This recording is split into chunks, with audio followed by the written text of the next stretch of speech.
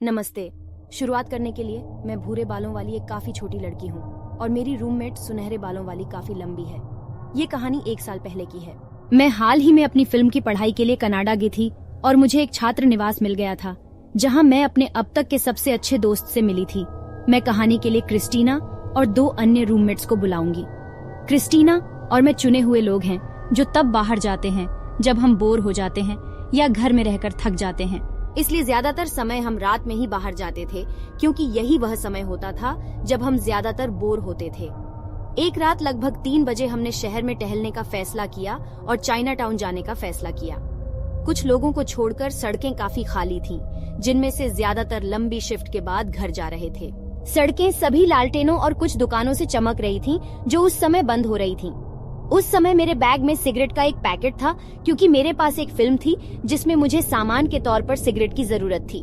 जब हम सड़क पर चल रहे थे तो हमने देखा कि एक अजीब आदमी लगभग 30 साल का गंजा एक अंधेरी गली के अंत में हमारे सामने खड़ा था। वह हमारे पास आया और हमसे पूछा कि क्या संयोग से हमारे पास लाइटर है। मैंने उससे कहा कि हमारे पास नहीं है, लेकिन इससे मुझे सिगरेट का वह पैकेट याद आ गया जो मेरे पास था। इसलिए मैंने उसे पैक की पेशकश की क्योंकि मैं धूम्रपान से बाहर हो गई थी या वैसे भी उनका उपयोग नहीं करने वाली थी। जब हम सड़क पर आगे बढ़ने लगे तो वह मुस्कुराया और हमें धन्यवाद दिया।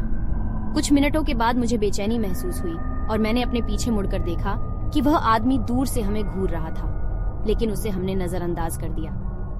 थोड़ी देर बाद क्रिस्टीना ने मेरे कंधे पर थपथपाकर मुझे सूक्ष्म तरीके से अपने पीछे देखने को कहा। मैं उसी दिशा में धीरे धीरे चलते हुए हमसे 20 फीट दूर उसी आदमी के रूप में घूम गया।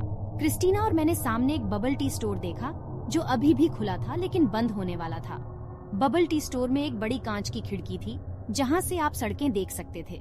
हम ड्रिंक लेने के लिए अंदर गए और इंतजार करते समय वह अजीब मुठभेड़ अब हमारे दिमाग में नहीं थी। 10 मिनट बाद मैं खिड़की से बाहर देख रही थी, तभी वह आदमी अचानक खिड़की के सामने आया और रुककर हमें घूरने लगा।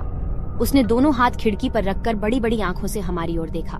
फिर वह अंदर आने का फैसला करता है और कैशियर की ओर देखता है और उससे पूछता है, तो यह क्या है? कैशियर ने कहा, यह एक बबल टी स्टोर है लेकिन हम अभी बंद कर रहे हैं। वह बिना कुछ कहे वहीं खड़ा उसे घूरता रहा। कैशियर ने कहा, हम कोई ऑर्डर नहीं ले रहे हैं, हम बंद कर रहे हैं। मैं, क्रिस्टीना और कैशियर सभी ने एक दूसरे की ओर देखा और महसूस किया कि कुछ गड़बड़ है। फिर वह मेरी ओर मुड़ता है और कहता है, एक क्षण के लिए तुम्हें उस डरावनी मुस्कान के साथ देखूंगा जो मैंने बाहर जाने से पहले कभी नहीं देखी थी। हम सभी वहीं खड़े होकर जमे हुए थे और हमें समझ नहीं आ रहा था कि क्या करें, इसलिए हमने थोड़ा इंतजार करने का फैसला किया। 5 मिनट बाद हमने उसे खिड़की से झांकते हुए देखा, यह देखने के लिए कि हम कब बाहर जाएंगे और वापस साइड में आएंगे। क्रिस्टीना और मैंने कैशियर के पास जाने और उससे पूछने का फैसला किया कि क्या उसके पास कोई पिछला दरवाजा है जिससे हम निकल सकें। उसने हाँ कहा और हमें पिछले दरवाजे तक ले गई जो एक अंधेरी गली की ओर जाता था।